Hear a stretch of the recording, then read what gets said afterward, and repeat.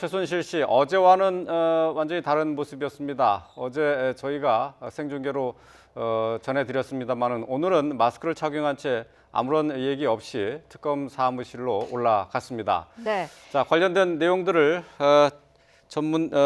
김광삼 변호사 그리고 추은호 YTN 해설위원과 함께 짚어보도록 하겠습니다. 안녕하십니까? 안녕하십니까? 네, 안녕하세요. 네. 자, 어제는 글쎄 이제 TV를 보던 시청자들이 어안이 벙벙했을 것 같은데요. 최순실 씨가 불공정한 조사를 받고 있다, 수사에 압박을 받고 있다라고 얘기를 하고 갔는데 오늘은 그냥 조용히 올라갔네요. 그렇습니다. 오늘은 마스크까지 쓰고 예. 아무 대답 없이 올라갔는데 아마 1시간 뒤에 최순실 씨 변호사인 이경재 변호사가 네. 강압 수사 부분에 대해서 변호인을 통해서 공식 입장을 밝힐 거니까 오늘은 자신이 굳이 말을 안 해도 된다 이렇게 판단을 하고 네. 간 것 같습니다. 오늘 새벽이었죠. 오늘 새벽 0시 좀 넘어서 조사 마치고 돌아갈 때도 예. 아무 기자들이 여러 번 강압 수사 근거가 있느냐 이런 질문을 했습니다만 아무 대답을 하지를 않았습니다. 네. 오늘 아침에 다시 재소환될 때도 역시 말을 하지 않았습니다. 네. 어제 소환될 때와 조금 전에 소환 당시의 모습을 저희가 좀 비교 화면으로 준비를 해봤는데요. 자, 왼쪽이 어제 모습입니다. 자신의 입장을 큰 소리로 얘기를 했었죠. 오늘은 마스크를 낀 채로 아무런 답변도 하지 않았습니다. 그 호송차가 좀 더 안으로 들어온 것 같아요. 아마 구치소 측에서요. 네. 어제 좀 약간 호송차와 엘리베이터 간격이 좀 멀었잖아요. 그래서 이제 최순실 씨가 하고 싶은 말을 다 할 수 있는 그런 경우가 생겨서 아마 구치소 자체에서 지침을 내려서 호송차하고 엘리베이터 사이를 좀 좁혀라 그렇게 지시를 한 것 같아요. 네. 사실 어제를 보면 이전과 사실은 완전히 틀린 어떤 행동이었지 않습니까? 네. 그래서 일단 마스크도 쓰지 않았다는 것은 마스크를 쓰고요. 어떤 얘기를 했을 때는 전달력이 없거든요. 그래서 완전히 본인은 어떻게 보면 죄가 없다는 시기에 마스크를 벗으면서 일단 고함을 지른 거죠. 그 고함 자체는 국민에게 들으라는 고함이 아닌 것 같고요. 일단 지지 세력의 어떤 결집을 위해서 어떤 탄핵에 반대하는 그러한 세력들을 좀 결집하려는 그런 의도가 아니었는가 싶습니다. 그래서 이제 어제 자체는 본인이 들어가면서 고함을 질렀던 내용들이 사실은 굉장히 목적을 달성했다고 보고 있는 것 같아요. 네. 그리고 사실 또 특검에 들어가서도 계속 강압 수사랄지 자유민주국가가 아니라 이제 그런 메시지를 던져놨기 때문에 특검도 굉장히 조심스러웠을 거예요. 그래서 네. 이전보다는 좀 더 덜 추궁하고 그래서 자기 목적은 이미 달성했다 생각하고 네. 돌아갈 때 어떤 모습을 보면 굉장히 여유로운 표정이잖아요. 묵묵부답하면서 그러니까 아침에 자기가 결정하고 왔던 내용이 이제 목적이 달성했다고 생각하는 거예요. 그러면서 오늘은 이제 2탄으로 이경재 변호사 통해서 11시에 인터뷰를 하고 그리고 어떻게 보면 탄핵을 앞두고 또 특검이 과연 연장을 할지 안 할지 그 부분에 대해서는 황교안 권한대행이 결정을 하겠습니다만 이제 그런 부분 그리고 보수 세력의 어떤 지지 세력 결집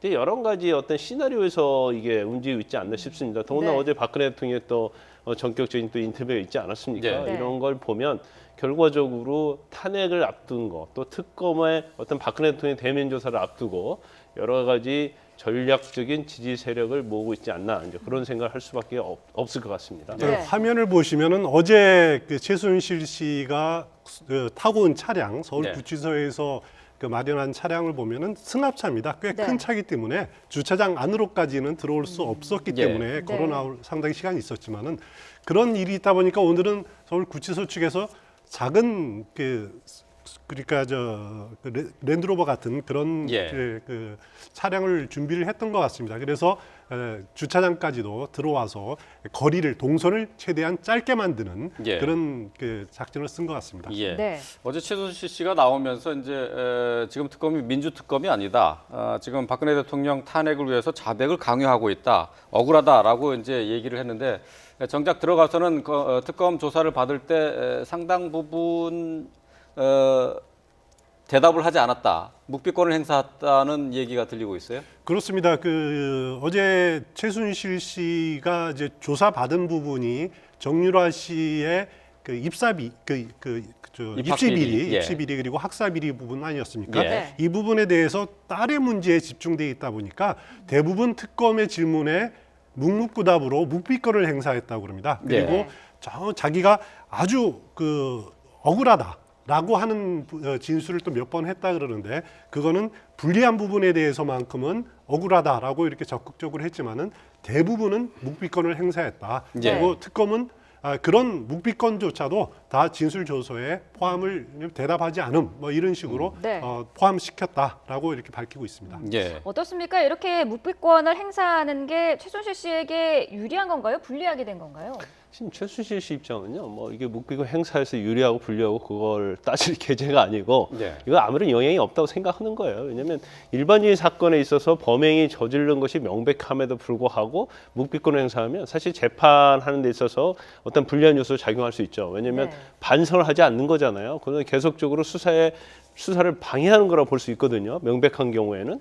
그렇기 때문에 이건 본인한테 이제 그렇게 생각하는 거예요. 이거 내가 이렇게 묵비권을 행사하나 하지 않으나 결과는 같을 것이다. 이제 그렇게 생각하고 있다고 보고요. 네. 그다음에 또 한 가지 이제 그런 생각도 있고 또 다른 생각은 만약에 여기에서요 어떤 자기가 부인을 하든지 모르쇠를 하든지 하게 되면 진술하기도 있잖아요. 네. 그럼 진술을 하게 되면 거기서 모순점이 발견될 수 있는 거예요.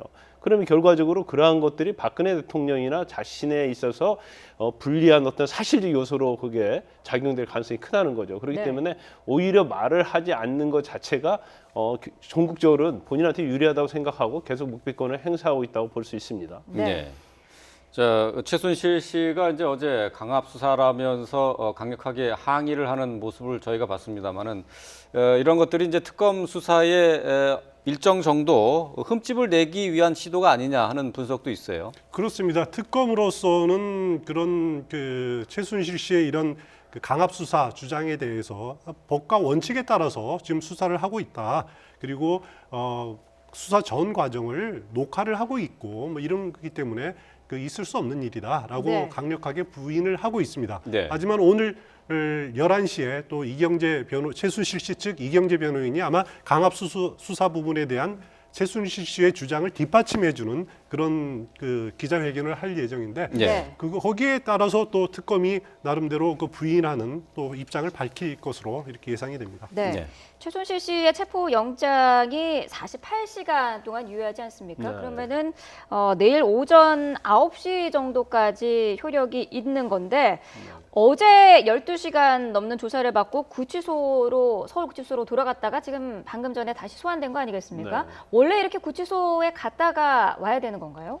그렇죠. 만약에 조사를 계속 할 수 있죠. 그런데 네. 그 부분에 대해서는 아마 최순실 씨가 어제 조사하는 부분까지만 동의를 하고요. 네. 그 이후에 계속 조사하는 것은 동의하지 않을 가능성이 크다고 봅니다. 네. 지난번에 영국에서 유럽에서 귀국을 해가지고 조사받을 때도 저녁에 야간 조사 받겠냐 하니까 동의하지 않아서 결국 돌려보냈지 네. 않습니까? 그래서 아마 특히 어제 또 조사 시간이 상당히 길었기 때문에 일단 돌려보냈다가 다시 오늘 시간을 잡아서 소환을 한 것으로 보이고요. 네. 일반적으로 아마 최순실 씨는 동의하지 않았고 그리고 계속 무한정으로 뭐 수사하는 사람도 그렇고 조사받는 사람도 그렇고 잠을 안 자면서 계속 조사할 수는 없어요. 그렇기 네. 때문에 일정한 시간 이제 구치소 돌려보냈다가 다시 시간을 미리 정해서 소환하는 그런 방식을 좀 취하고 있고 네. 그다음에 이번에 이제 조사를 해서 지금 업무방해, 이화여대 어떤 입시 비리하고 학사 비리에 관한 체포영장이 범죄 사실 아닙니까? 네. 그렇기 때문에 이 영장이 48시간 내 효력이 끝나면 그다음에 또 다른 체포영장, 예컨대 뭐 뇌물죄랄지 이제 그런 부분으로 새로 네. 체포영장을 발부받아서 강제 구인해서 조사를 할 가능성이 크다고 봅니다. 네. 근데 지금 글쎄 이제 구치소로 다시 보냈다가 오늘 아침에 다시 데리고 왔는데요. 특검 사무실 안에 지금 최순실 씨를 구금할 수 있는 시설이나 이런 게 있다면은 굳이 보내지 않아도 되는 것 아닌가요? 저 부분은요, 체포영장 발부받을 때 구치할 장소를 기재를 하게 돼 있어요. 예. 그런데 지난번에 이재용 부회장 때도 특검 자체가 어떤 법에서 정한 유치 장소가 아니다라고 그렇게 재판부에서 얘기를 했지 않습니까? 예. 그래서 결과적으로 특검에서 유치를 하려고 했는데 네. 서울구치소로 이재용 부회장이 갔잖아요. 그렇기 때문에 일단 특검 사무실 자체는 법에서 인정하는 유치 장소가 아니에요. 그렇기 때문에 거기에 유치할 수는 없고 단지 조사 목적으로는 데리고 있을 수 있죠. 예. 근데 그 부분에 대해서도 최순실 씨가 동의를 해야만이 데리고 있을 수 있기 때문에 여러 가지 뭐 식사 문제랄지 잠자리 문제가 있어서 일단 구치소로 돌려보냈다가 다시 소환한 것으로 보입니다. 예, 네. 그렇군요. 이제- 자, 오늘 최순실 씨와 함께 조윤선 전 장관도 같은 호송차를 타고 왔습니다. 조윤선 전 장관은 지금 계속 특검에서 블랙리스트와 관련돼 있는 조사를 받고 있지 않습니까? 그렇습니다. 조윤선 전 장관뿐만 아니라 오늘 오후에는 조윤선 전 장관에 이어서 청와대 정무수석을 지냈죠. 현규안 전 수석은 물론 이제 그 LCT 건으로 구속 지금 수감돼 있는 상태입니다만은 네. 마찬가지로 블랙리스트에 대한 수사가 이어질 예정인데 조윤선 전 장관은 이제 블랙리스트 존재 자체는 인정을 하지 않았습니까? 하지만은 정무수석 그 있는 시절에 자신이 직접 이렇게 그 작성을 하는데 개입하지 않았다라고 지금까지는 부인하고 있는 것으로 알려지고 있는데요. 네. 지금 만약에 조윤선 전 장관에 대한 수사가 진전이 있다라면은 김기춘 전 실장에 대해서 지시를 받았다라는 것을 인정을 하는 쪽으로 진행이 된다라면은 네. 특검 수사는 급속히 빨라질 가능성이 있지만은요. 계속 이렇게 부르는 걸 보면은 아직까지는 조윤선 전 장관이 좀 부인하고 있는 강도가 강하지 않은가라고 추측은 해볼 수 있을 것 같습니다. 네. 오늘 최순실 씨와 조윤선 전 장관이 같은 호송차를 타고 같은 시각에 이제 출석을 했는데 둘이 어쨌든 그 수사하는 내용이 다르기 때문에 대면 조사라든지 만날 가능성은 없는 거죠. 네, 그럴 가능성은 없을까요? 지금 블랙리스트 관련해서 아직 최순실 씨가 개입했다는 증거를 특검에서 가지고 있지 않는 것 같습니다. 네. 만약에 나중에 이제 조사 과정에서 그런 게 나오면 모르겠지만 지금은 최순실 씨와 조윤선 장관 같은 경우는 이제 범죄 사실이 완전 다르죠. 그런데 이제 조윤선 장관 같은 경우에는 이제 연일 부르고 있지 않습니까? 네. 그래서 이제 그 부분은 우리가 두 가지 면에서 생각해 볼 수 있다고 봐요. 일단 박근혜 대통령에 대한 대면 조사가 얼마 남지 않았다. 그래서 마무리적인 측면에서 계속 부를 가능성이 있다고 보고요. 네. 또 하나는 일단 조윤선 장관 같은 경우는 이제 정무수석도 했고 문체부 장관도 또 하지 않았습니까? 그렇기 때문에 사실 블랙리스트와 관련된 면에서 굉장히 핵심적인 인물이에요. 그래서 연이어서 이걸 뭐 작성을 했든지 실행했든지 이제 관계가 깊기 때문에 아마 블랙리스트에 또 한계가 아니고 많이 있거든요, 양이. 그래서 이제 그 부분에 대해서 계속적으로 구체적으로 짚어가면서 조사할 가능성이 크다고 보고요. 또 하나 특검에서는 아마 이렇게 계속적으로 증거를 들이대면서 조사를 하는 과정에서 조윤선 장관이 어느 정도 인정할 부분은 인정할 수도 있다. 이제 그런 생각할 수도 있는 거죠. 그래서 일단 뭐 제일 중요한 부분은 그거 아니겠습니까? 조윤선 장관이 됐건 김기춘 전 실장이 됐던 간에 조사 과정에서 어떤 박근혜 대통령이 여기에 개입을 했고 지시를 했다는 조그마한 단서라도 하나 잡으면 사실은 굉장히 블랙리스트와 관련해서 박근혜 대통령의 조사에서 굉장히 활력소가 될 수 있는 거거든요. 네. 그런 부분도 특검이 고려를 하고 있지 않나 싶습니다. 네. 자, 어제 최순실 씨가 특검에 출석을 하면서 강압수사를 받고 있다라고 주장을 해서 시청자 여러분들이 좀 어안이 벙벙했을 텐데요. 저녁 때는 또 박근혜 대통령이 정규제 TV라고 하는 곳과 인터뷰를 했습니다. 네. 어제 많은 화제를 불러일으켰고 또 박근혜 대통령에게 너무 일방적인 해명을 하는 기회를 준 것 아니냐 하는 또 비판의 목소리도 있습니다. 네. 자, 관련된 내용 김세호 기자가 자세히 전해드리겠습니다. 박근혜 대통령이 보수 인터넷 매체와의 인터뷰에서 자신에 대한 의혹과 혐의를 전면 부인했습니다. 누군가가 자신을 대통령에서 끌어내기 위해 어마어마한 거짓말을 했다며 탄핵 근거도 취약하다고 말했습니다. 그러면서 최순실 국정농단 사태는 거짓으로 쌓아올린 산이라면서 누군가에 의해 의도되고 기획된 것이라고 주장했습니다. 그동안 쭉 이렇게 뭔가 진행 과정을 이렇게 좀 추적을 해보고 이렇게 보면 그렇게 좀 뭔가 오래전부터 기획된 것이 아닌가 하는 그런 느낌도 지울 수가 없어요. 박영수 특검이 제기하는 박근혜, 최순실 경제 공동체 의혹도 사실이 아니라고 강조했습니다. 말도 안 되는 거짓말입니다. 그래서 어떻게 희한하게 경제 공동체라는 말을 만들어냈는데 그거는 엮어도 너무 어거지로 엮은 거고요. 또 그 경제 공동체라는 말은 암만 생각해도 이상하니까 특검에서도 철회를 했어요. 이어 최순실 씨가 문화계 인사 외에는 청구한 사람이 없고 딸 정유라 씨의 개명 사실도 이번 사건이 터지면서 알았다고 말했습니다. 누드 풍자와 사건에 대해서는 죄의식 없이 도를 넘는 한국 정치의 현주소를 보여준다고 했고 조윤선 전 장관의 구속도 뇌물죄도 아닌데 심했다고 비판했습니다. 그러면서 탄핵이 인용된다면 자신이 노력했던 개혁이 무너진다며 앞으로의 개혁은 영원히 물 건너 갈 것이라고 강조했습니다. 박 대통령이 설 연휴를 앞두고 이 같은 인터뷰를 갑자기 진행한 것은 탄핵 심판 선고가 2월 말에서 3월 초로 예상됨에 따라 보수층의 결집을 유도하려는 의도로 풀이됩니다. YTN 김세호입니다. 네, 최근의 사태에 대해서 누군가 오랫동안 기억한 것 같다라고 하는 이 박근혜 대통령의 인터뷰에 대해서 야권은 일제히 치졸한 언론 플레이라고 비판하고 있습니다. 네, 국회 연결해서 알아보겠습니다. 장하연 기자. 네, 국회에 나와 있습니다. 네, 어젯밤 박근혜 대통령이 한 보수 인터넷 매체와 한 인터뷰에 대해서 국회의 반응은 싸늘하다고요? 네, 야당은 물론이고 여당까지 적절하지 않다는 반응을 내놨습니다. 더불어민주당은 최후의 몸부림, 치졸한 언론 플레이, 또 직무 정지 상태의 대통령이 헌법을 위배한 것이다 이렇게 혹평했습니다. 우상호 원내대표는 오늘 아침 따로 기자 간담회를 열었는데 탄핵 때 입었던 이른바 전투복을 입고 왔습니다. 대통령이 국민을 열받게 하는 묘한 재주가 있다고 비꼬면서 대통령과 최순실 측이 공모해서 총반격에 나선 것 같다고 말했습니다. 국민의당도 어제 최순실 씨가 특검에 불려가며 민주주의 특검이 아니다라고 고함을 지른 것과 연계해서 같은 맥락의 시나리오가 아니냐고 꼬집었습니다. 주승용 국민의당 대표는 오늘 원내 정책회의에서 도대체 이해되지 않는 적반하장식 태도에 아연 실색했다며 해명은 인터넷을 통해 할 것이 아니라 헌재나 특검에서 하라고 말했습니다. 바른정당도 대통령이 보기 민망할 정도로 자기 중심적이라고 질타했는데요. 바른정당 정병국 대표는 오늘 최고위 회의에서 검찰과 특검에서 변론 기회가 있었는데도 하지 않고 자기 입맛에 맞는 일방적 인터뷰를 하는 건 보수 분열을 초래할 뿐이고 자신이 부르짖었던 국익에도 도움이 되지 않는다고 지적했습니다. 여당인 새누리당 역시 대통령 심경을 이해 못할 바는 아니지만 설을 앞두고 나라 걱정하는 국민 마음을 먼저 헤아렸으면 한다고 아쉬움을 나타냈습니다. 네, 또 대선 레이스가 조금씩 가속도를 내고 있는데요. 박원순 서울시장이 잠시 뒤에 불출마 선언을 한다고요.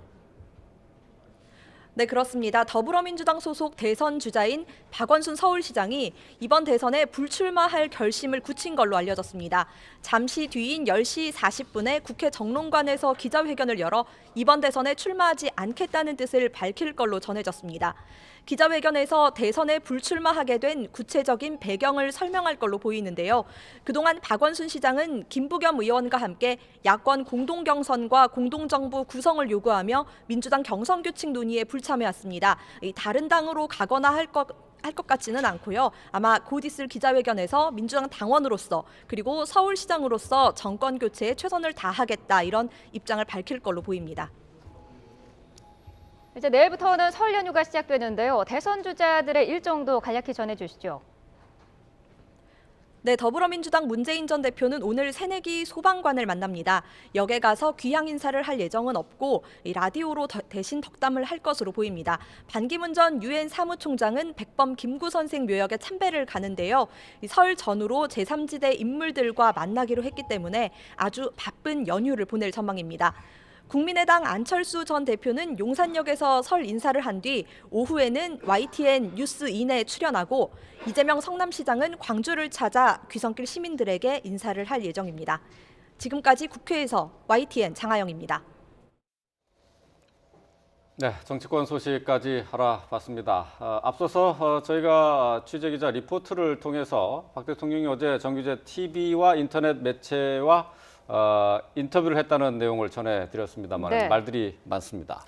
자, 지금 개략적인 내용은 박근혜 대통령이 지금의 현 상황, 이 사태를 누군가 기획한 것이다 이렇게 보고 있는 것 같아요. 그렇습니다. 그 근거를 제시를 하지 않았습니다. 누가 기획한 것이냐라고 그 질문에는 뭐 말하기는 그렇다라고 응답은 하지는 않았는데 네. 박근혜 대통령으로서는 지금까지 어제가 보면 상당히 좀 의미 있는 그 날이었습니다. 최순실 씨가 특검 앞에서 이렇게 또 강력하게 항의를 하고 하는 네. 일이 있었고, 어제 헌법재판소에서는 박근혜 대통령 변호인단 측이 그 3월 13일 이전에 심리가 마무리돼야 된다.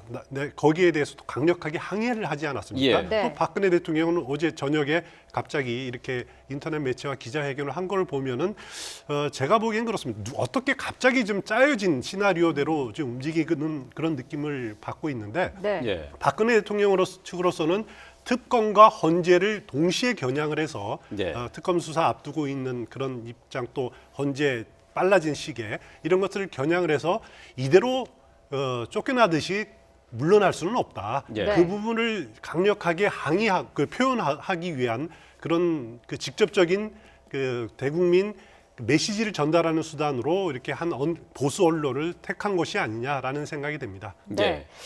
박근혜 대통령 어제 역시 뭐 정규제 TV에서 인터뷰를 한 내용을 보면은 억울함을 호소한 게 대부분입니다. 그러니까 지금 현재 나타나고 있는 것들이 모두 오해와 허구 그리고 거짓말이 산더미처럼 쌓여서 지금 일이 진행되고 있다라고 얘기를 했거든요. 자, 이걸 어떻게 봐야 될까요? 그 사실 이전과 달라진 모습은 전혀 없어요. 예를 들어서 뭐 그 내용 중에서 일부 명백하게 드러난 부분요. 예를 들어서 태블릿 PC와 관련된 연설문을 최순실과 주고받은 부분, 그 녹취 파일이랄지 그런 걸 통해서 그 내용이 다 나와 있잖아요. 네. 그 부분에 대해서는 말하고 있지 않고 뭐 처음에 뭐 사과할 때부터 계속 그걸 어떤 본인의 입장을 견지하고 있는데 이제 그런 얘기 좀 나오고 있잖아요. 리플리 신드롬이라 해서 본인이 계속 사실은 어떤 나쁜 짓을 한다랄지 거짓을 했음에도 불구하고 본인은 그걸 굉장히 정당화시키다 보면 네. 본인이 정당화시킨 것이 정말 진실이라고 믿게 되는 그런 것을 리플리 신드롬이라는데 네. 최순실 씨도 마찬가지고 박근혜 대통령도 마찬가지고 그런 리플리 신드롬에 좀 빠져 있지 않나 이제 그런 생각이 들 정도로